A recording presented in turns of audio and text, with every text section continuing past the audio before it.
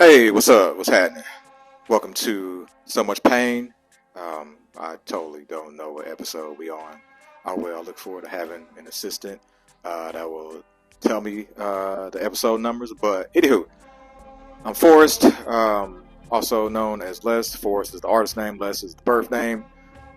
This is a series of videos where I talk about my pain, process it out in the world, how pain has affected my life, and how I have passed that pain on to others, as well as, processing my pain. Before I get into it, the reason why I am doing this because I feel like it is one of the more effective methods of dealing with pain. Because I know people like to journal, or I'm seeing a lot of people use, shadow work and crystals and stars and tarot cards, or just all these other things. But I feel like you gotta run to the pain, face it head on, and that involves talking about it. And it's something I learned when I was providing therapy, when I interned at the VA. Anytime veterans were talking about very difficult discussions, you could see the physical reaction. Even when I've done this series, I'll look back and be like, oh, okay, I know that is something that's really affected me, because I really stop, pause, and like, oh snap, yeah, cringeworthy. But over time, if you keep talking about it, keep talking about it, after a while, it just won't affect you as much. It's like sanding down a raw piece of wood. At first, you're gonna get a lot of splinters, and over time, you're gonna sand it down to as nice and smooth. But yeah,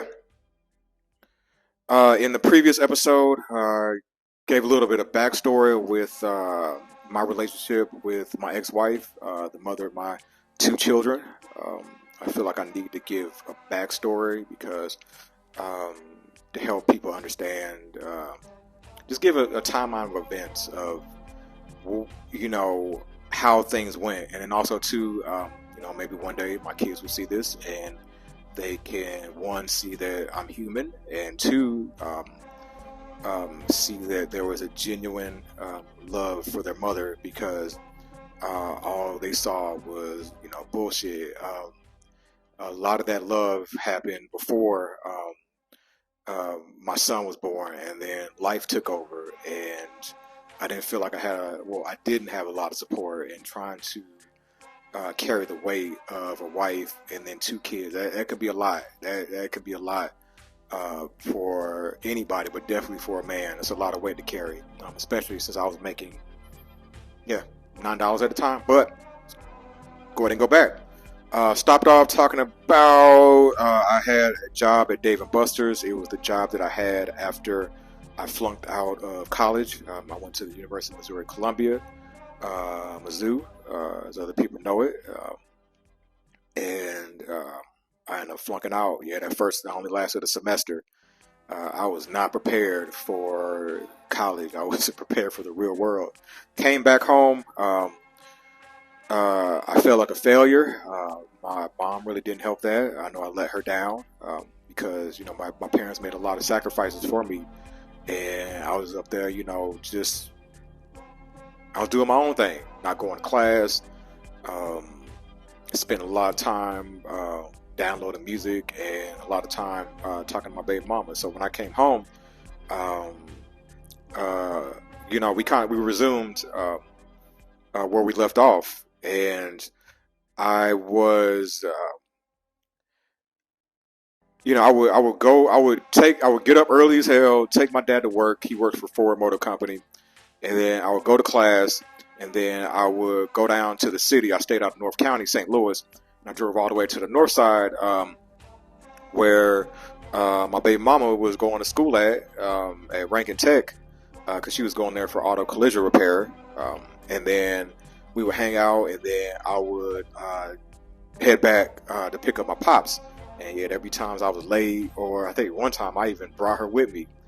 But while I was pursuing her, there was a time where, I had a like I said, I had that confrontation over the phone with her dad, where he's like, "Hey, don't call, here no more." And I try to look at it from his side as well, because if you don't know about the north side of St. Louis, is just Google it. Go ahead and Google it. You can see crime rates, the murder rates, just dangerous.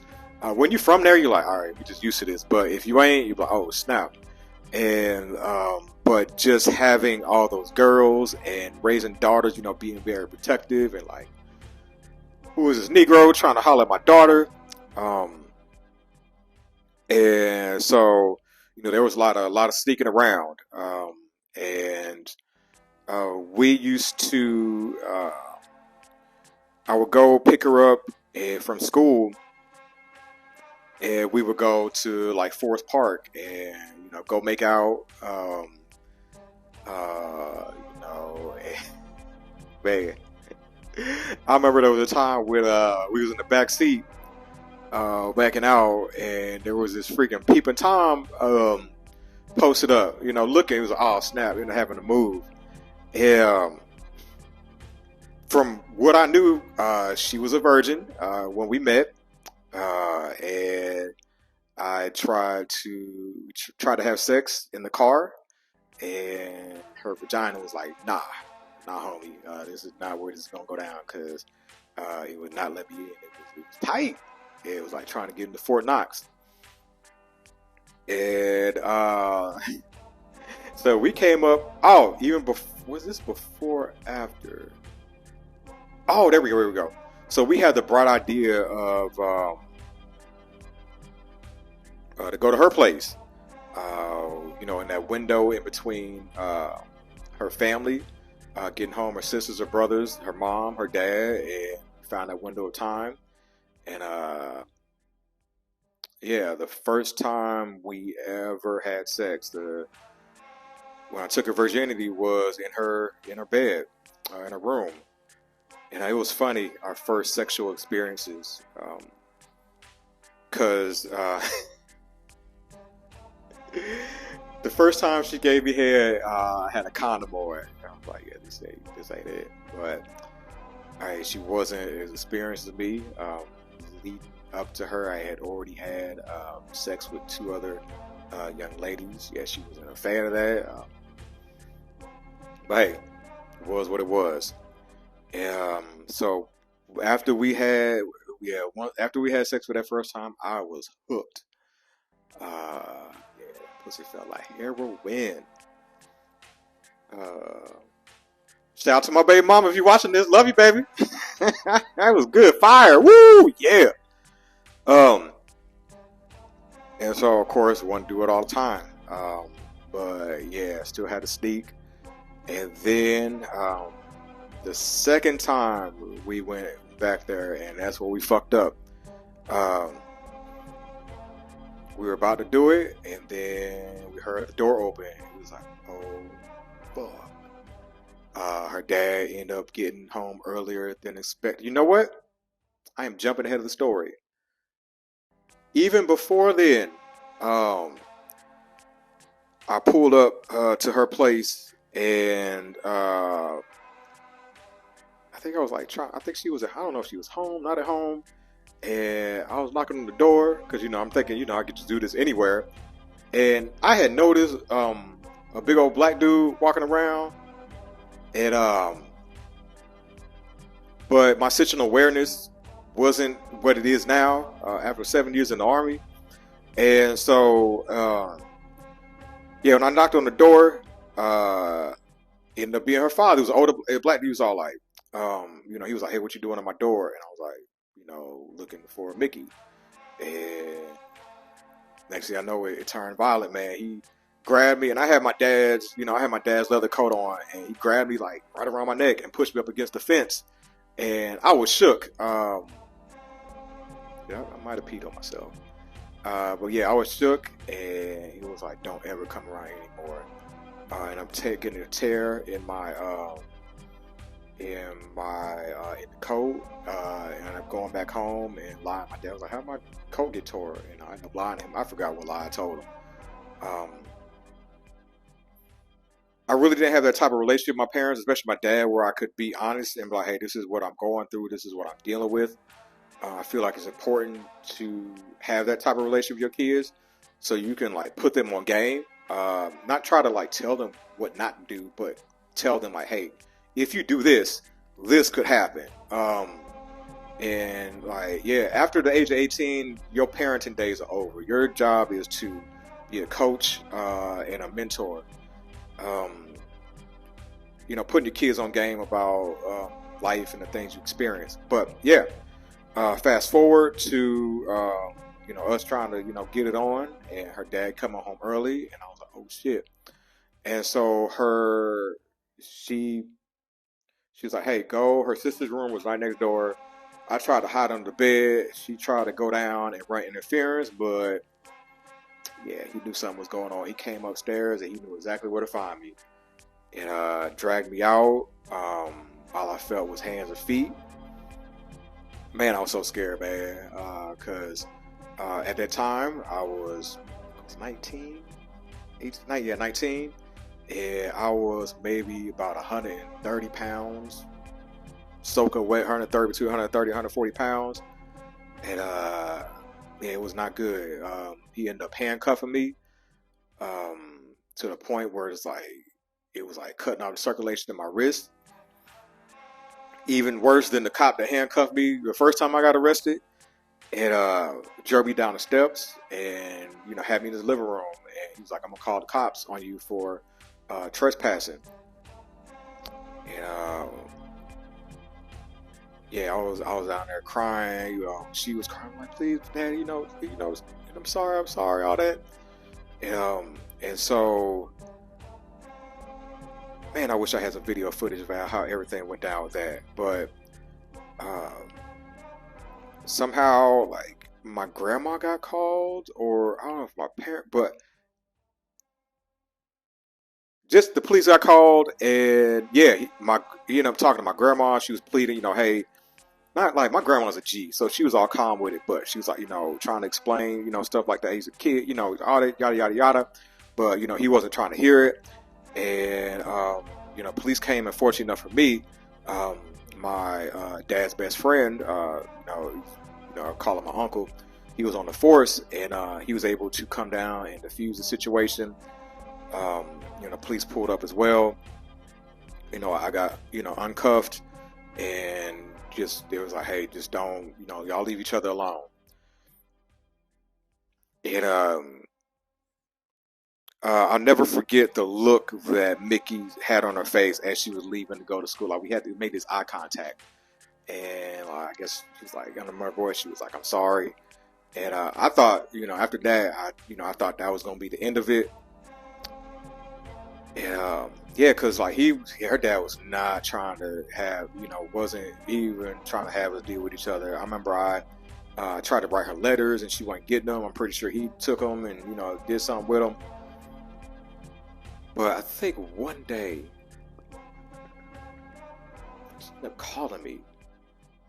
Yeah, cause once again I was all tore up over it, and my focus should have been school. I was going to school. Was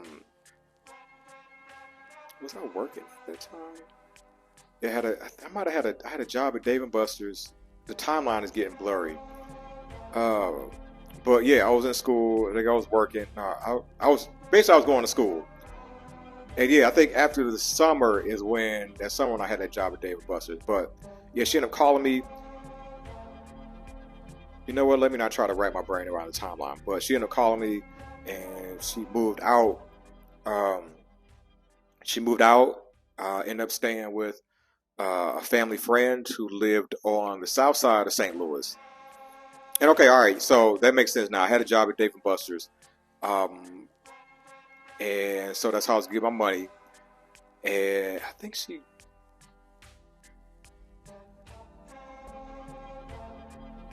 and the timeline's throwing me all off. See, I wish I had her right here to help fill in the blanks, but yeah, we gonna keep it moving though. And I was excited because I was like, oh, I could see her, And so of course, hey, it was on. It was I was like, all right, it was on like Donkey Kong. And so I would drive all the way from the north side of St. Louis, North County, all the way to the south side. That is a distance. And we was fucking. Um, wasn't using protection. And I'm trying to think what came first. I ended up quitting the job at Dave & Buster's, and then I got a job at City Mortgage. I was assistant processing home mortgages, and so I literally drive from St. Charles, Missouri, on the south side of St. Louis. That was another long drive. Oh man. Either way, there was a period of time where she broke up with me because I had anger issues, and I think I got angry about something, and I threw my keys in the car. And that anger, because clearly her dad had anger issues, so she saw that. She saw in me what she had saw from her dad, and so she broke up with me, and I was tore up over it. There was one time I had my best friend Ty drive me down, to go. I went all the way down there at night. I think I had my wife beater on or something like that, and I was begging for her to take me back. And her friend was all like, "Go home, go home." And eventually we ended up getting back together. I don't know what caused that to happen, but she got pregnant, and I was like, "Oh snap!" Like I was not ready to have no kid at all. I was not. I mean, it was having unprotected sex, but yeah. Talk to your kids about family planning. But yeah, she ended up getting pregnant, and yeah, it caused a whole issue. My parents ended up finding out because how they found out was I was going to therapy. After that whole, like, they had an incident where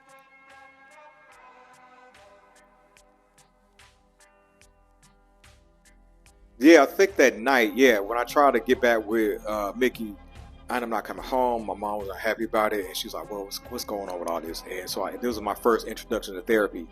I think it was the therapist that they had been going to, or I don't know how they found it, but I thought that I was able to, tell my therapist anything, and so I told her that Mickey was pregnant. I don't know if it was I guess the way she ended up telling my parents, and that's how they found out. And from the way it was explained, I guess since I was a threat to myself or something, I don't know, the whole issue, whatever. Looking back on it, I think there was a breach in confidentiality or something like that. But I'm telling her, and so that caused a whole issue in the home. But Mickey ended up having a miscarriage, from what I was told. I guess something happened. A physical incident happened at where Mickey was staying, and she lost the baby. I was devastated over that. Even though I wasn't ready, I was like, "Oh, it's my baby! It's my baby!" And yeah, and then so dodged that bullet, but that didn't stop us. It was like, be careful, stuff like that, but that didn't stop a thing.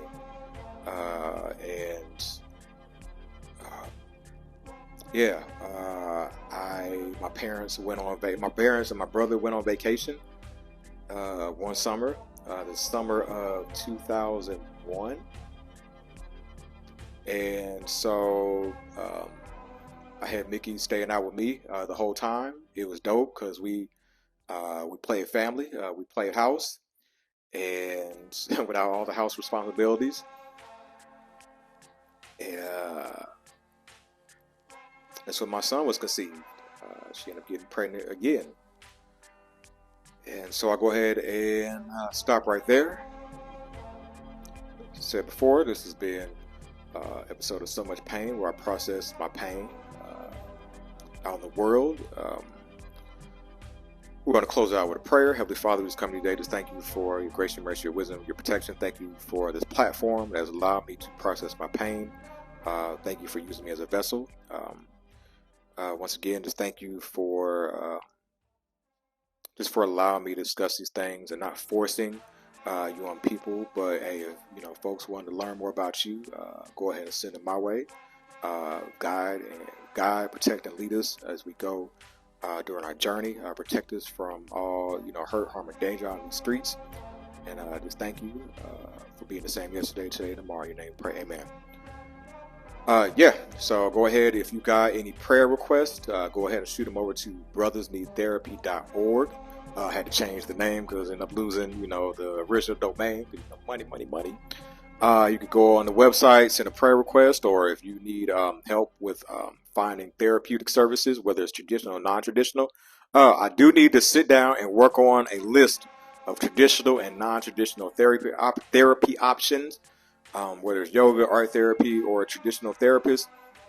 If you got any suggestions, go ahead and throw them my way. Also, you can go to the website and hit on the merch button, and you can get you some Brothers Need Therapy merch, whether it's a shirt, whether it's a book bag, a mug, something to help spread the word that healed men heal communities. And that's all I got.